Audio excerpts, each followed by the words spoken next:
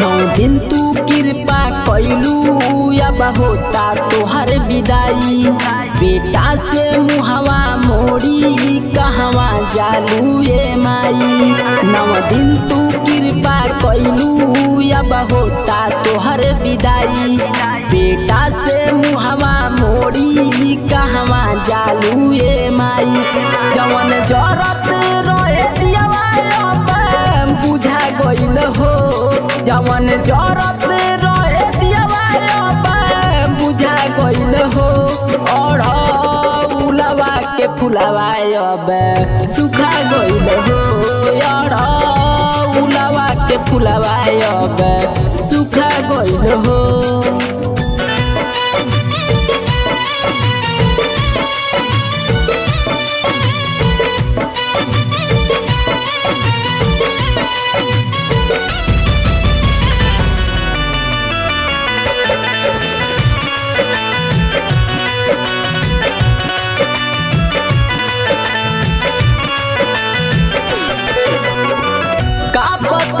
हथवा कैसे मूर्ति उठाई। रुके नाही अखिया झर झरे आवतारुआई। का पता रे हथवा कैसे मूर्ति उठाई। रुके नाही अखिया झर झरे आवतारुआई। सब गौआ जवार जा जुटी जाई हो। सब गौआ जवार जान जुटी जाई हो।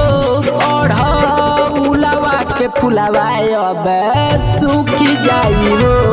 अड़हुलवा के फुलवा अब सूखी जाई हो।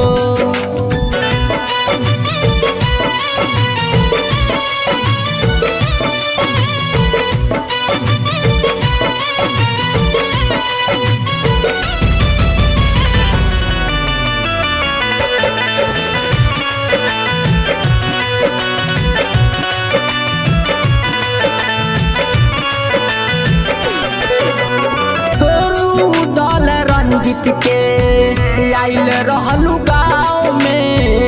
नौ दिन रखलू माई अकरा के छाँव में। रुदल रंजित के आइल रहलू गाँव में। नौ दिन रखलू माई अकरा के छाँव में। सुखला के रखिया आंसू भर गइल हो। सुखला के रखिया आंसू छूटी गइल हो। अड़हुलवा के फुलवा अब सूखी गइल हो। अड़हुलवा के फुलवा अब सूखी गइल हो।